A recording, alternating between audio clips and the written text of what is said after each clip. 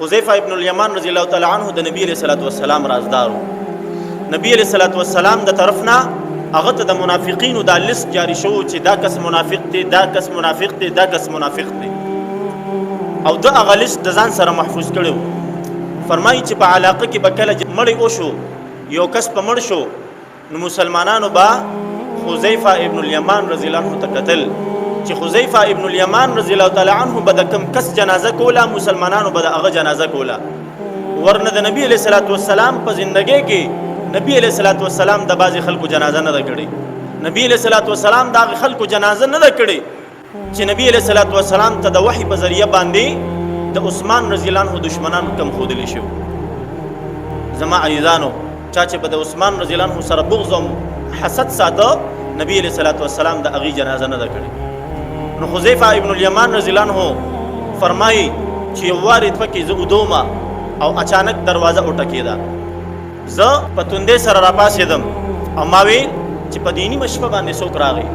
ما چې وکتل امیر المؤمنین سیدنا عمر فاروق رضی الله تعالی عنه. عمر فاروق رضی الله تعالی عنه فرمایي چې اے حذیفه، تا ته به پته زه دروغ نه ویم، زه چې په دې لار راتلم نه زه چا لیدلی یم، زما نه صرف زما رب الله جل شانه خبر دی چې زه ستا د دروازې له راغلی یم. دا راته ووایه چې نبی علیہ الصلوۃ والسلام تعالی د منافقینو کوم لیست درکړی دی، په هغې کې عمر خو نشته دی. عمر رضی الله تعالی عنه د 24 لاک مربع میل حکمران، او بیا د نبی علیہ الصلوۃ والسلام په دعا باندې الله جل شانه عمر فاروق رضی الله تعالی عنه ته ایمان نصیب کړی دی.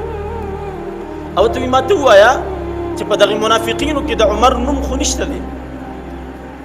حذیفه ابن الیمان رضی الله عنه فرمایي وی ما د خپل پلار په مرګ باندې دومره نو جړلې څومره چې ما د عمر فاروق رضی الله عنه په دې وینا باندې او په دې سوال باندې وجړل.